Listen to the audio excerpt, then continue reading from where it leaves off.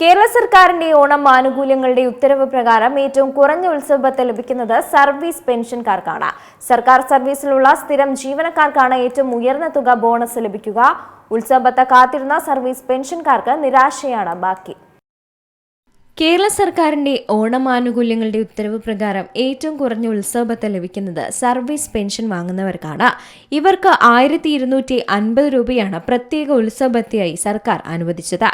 Service പെൻഷൻകാർക്ക് 1250 രൂപയും honorary അധ്യാപകർ അല്ലെങ്കിൽ MLA അഡീഷണൽ സ്റ്റാഫിന് 1350 രൂപ, സ്കൂൾ കൗൺസിലർമാർ 1390 രൂപ, അങ്കണവാടി അല്ലെങ്കിൽ ബാലവാടി ജീവനക്കാർ, ആശാ വർക്കർമാർ, പാലിയേറ്റീവ് നഴ്സുമാർക്ക് 1450 രൂപ, ദിവസവേതനക്കാർ അതായത് എംപ്ലോയ്മെന്റ് എക്സ്ചേഞ്ച് വഴിയുള്ള ദിവസവേതനക്കാർക്ക് 1460 രൂപ, ഏകാധ്യാപക വിദ്യാലയങ്ങളിലെ ജീവനക്കാർക്ക് 1550 രൂപ, ബോണസിന് അർഹതയില്ലാത്ത മറ്റ് സർക്കാർ ജീവനക്കാർക്ക് 3000 രൂപ, ബോണസിന് അർഹതയുള്ള സർക്കാർ ജീവനക്കാർ അല്ലെങ്കിൽ അധ്യാപകർക്ക് 4500 രൂപ എന്നിങ്ങനെയാണ് സർക്കാർ ഉത്തരവ് പ്രകാരമുള്ള ഉത്സവ ഭത്ത ലഭിക്കുന്നത്.